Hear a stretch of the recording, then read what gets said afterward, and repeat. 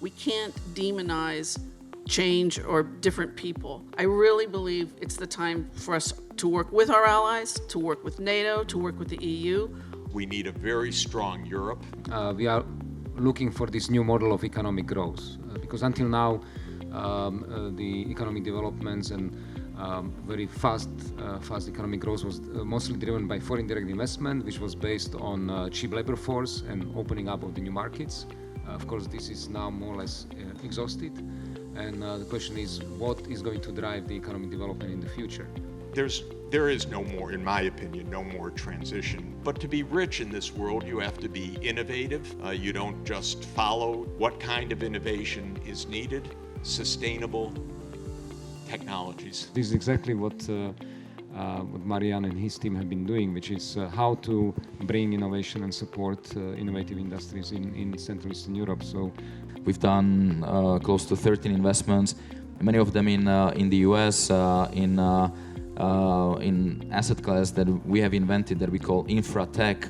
But innovation throughout this time was kind of a way how to get out of this hardship. And we're building projects like InnoBat, which is one of our portfolio companies that has invested in R&D companies in San Diego, which have the most advanced high throughput technology in battery materials. And we're bringing this sophisticated technology into Slovakia. And I'm glad that IPM is now founding two companies that are really solving the problem and with the underlying knowledge and the founders coming from Silicon Valley. One is InnoBat for batteries I mentioned, and the other one is Techhume, where the founder sits in California and he happens to be Slovak American. This is a man who built the GPU chip for PlayStation 2.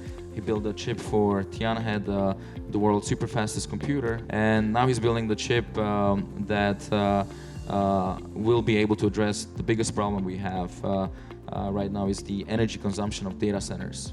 Thank you. What's key for Central Europe, by the way, is the survival of the automobile industry. Not despite being in Slovakia, but thanks to being in Slovakia. For the first time, we're seeing that actually Eastern Europe is not justifying its existence. We're actually making an impact in Europe. That private sector can go beyond politics. The message of science is very clear, which is that we have to decarbonize the energy system essentially as fast as possible, and practically speaking, that means by mid-century. European civilization is at a crossroads. We have fallen behind. Transport needs to be decarbonized. And it's there, it's going to happen. There's no alternative to it, we know it. The shift to renewables, wind, solar, hydro, geothermal. It's a technological sovereignty crisis that Europe is facing right now. But more than a law, we need EIB and an investment plan and a technology strategy for how to do it. The massive buildup of a battery industry is a great thing. Self-control is not easy. That's what corruption is. Corruption is very much based on tangible assets, where, as you said, you can grab oil, gas, company, something, equipment.